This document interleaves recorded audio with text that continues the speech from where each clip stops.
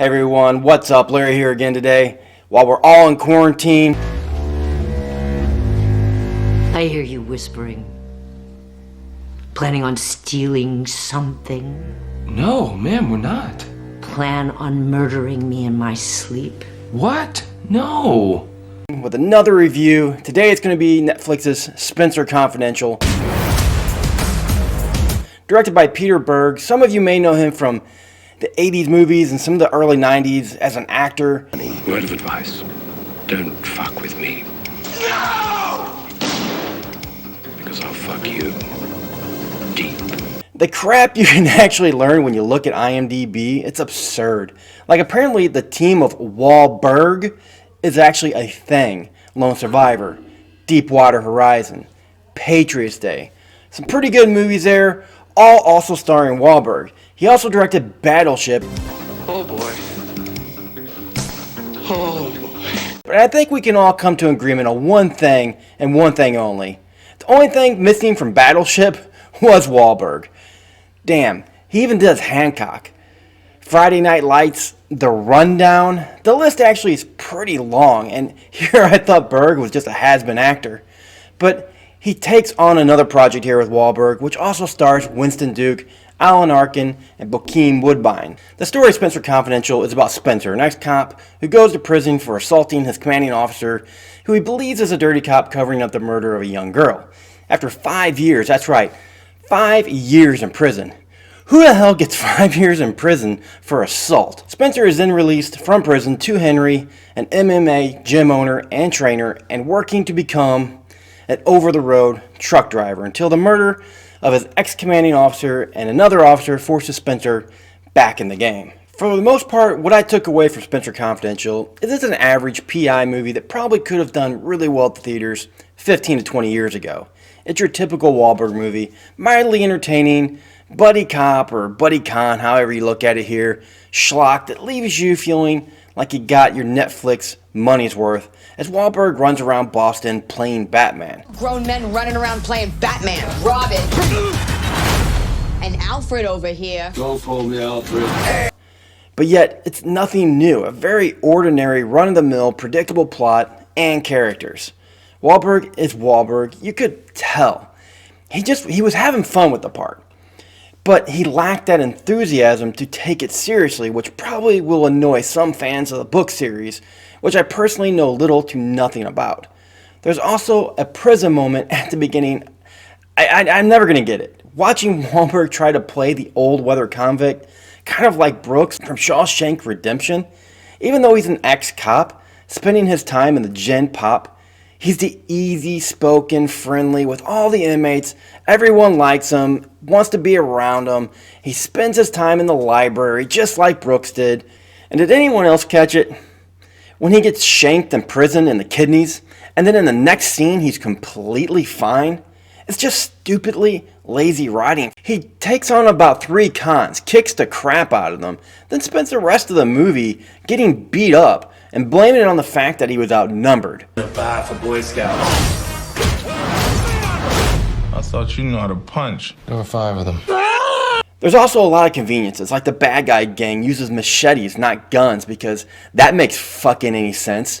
Because if they used guns, Spenser would be dead. There's also all the action and the fight scenes, which are so badly choreographed. The big guy, Hawk, he just tackles and punches some people. Even though he's been trained in MMA, he never uses it.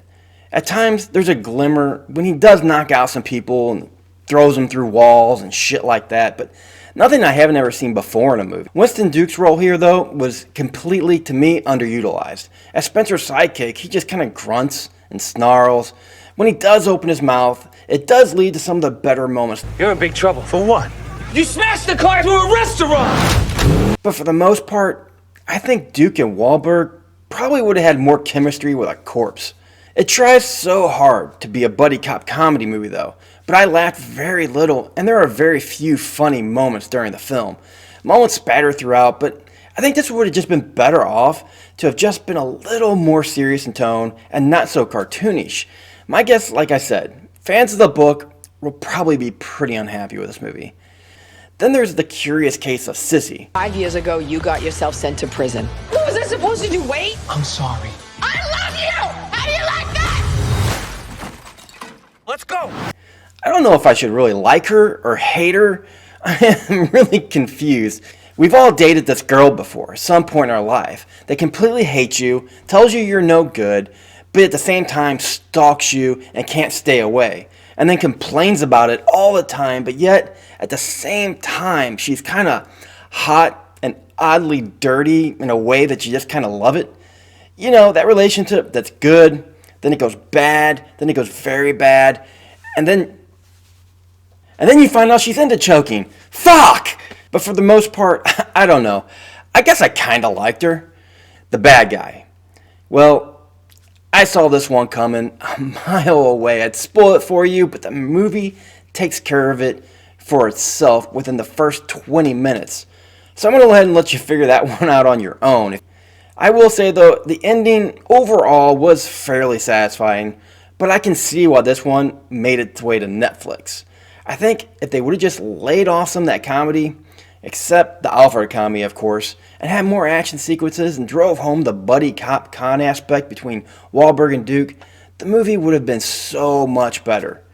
As is, like I said, it's entertaining nonsense. The acting is exactly what you're going to expect to get out of a Wahlberg movie that goes straight to Netflix. I mostly enjoyed it. Likely more than I probably really should have. I call it the Netflix enigma, where we overrate the Netflix movies because we feel like we really didn't pay for them, even though we did. But if I'm being honest here, and real with myself, if I had to pay the money to see this at the theater, I would have been really pissed. The acting's very handheld, the action mostly boring, and the writing is just lazy. There's at least 4 moments in this story where I see them building up objects within the plot, like the gun, the big rig, that obviously are going to come back and play some sort of central part to the ending. It's just dumb. With all this in mind, though, I still didn't hate the movie. There still are good things. But I can't give Spenser Confidential anything more than a C-. What? No. Anyways, guys, thanks for coming out my Spenser Confidential review. If you like this video, do me a favor. Hit that subscribe button. Help us get to 2,000, 3,000, a million. Wherever we go from here, I'm good now. Now that we made 1,000, which thank you so much for helping us get there, I feel it was really relieved. So thanks for helping us get to 1,000. Like I said, subscribe, like. We like that too. Comment. We'll answer anything you have to say. But I think that's all I got, guys. So until next time, I'll see you later. No. You don't get the cold gun. Hawk is the name of a man with a shotgun. Spenser does your taxes. That was good. I'm gonna let you have your little gun.